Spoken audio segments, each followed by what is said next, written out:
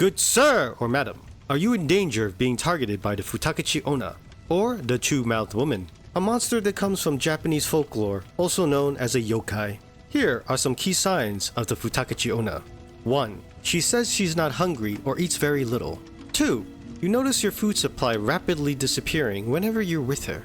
3. That Chipotle you were saving in the back of the fridge is now suddenly gone, no trace whatsoever. If you recognize any of these occurrences, then you may be in the presence of a Futakuchi Onna. But fear not, for I, 𝐓𝐵𝐵𝐵, shall provide you the valuable knowledge to better defend yourself, and most importantly, what remains of your dinner. At first glance, the Futakuchi Onna appears to be a regular woman. She has 2 eyes, 2 arms, 2 legs. Yes, all very womanly traits indeed. Except instead of 1 mouth, she actually has 2. For you see in the back of her head, concealed by her long thick hair, lies her second mouth. And it has a much more ravenous appetite. And just like how an octopus uses its tentacles, the mouth also uses the hair on its head as arms to feed itself.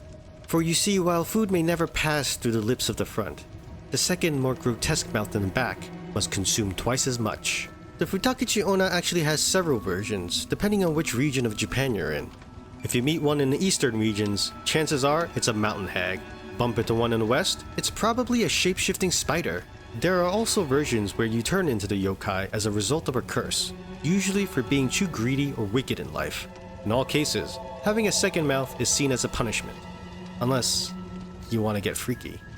In one legend, there was a man who was so cheap in life, he chose to live alone because he could not bear the thought of spending money on food for his family. Baby needs to eat, more like yeet. That is until he met a woman who claimed she did not eat anything at all.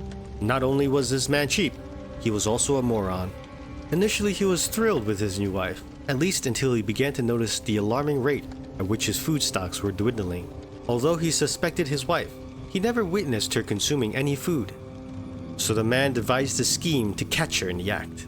What he discovered was his wife's hair unraveling itself to reveal a hideous mouth that scooped up everything in the kitchen, devouring it in a most unpleasant and ugly manner.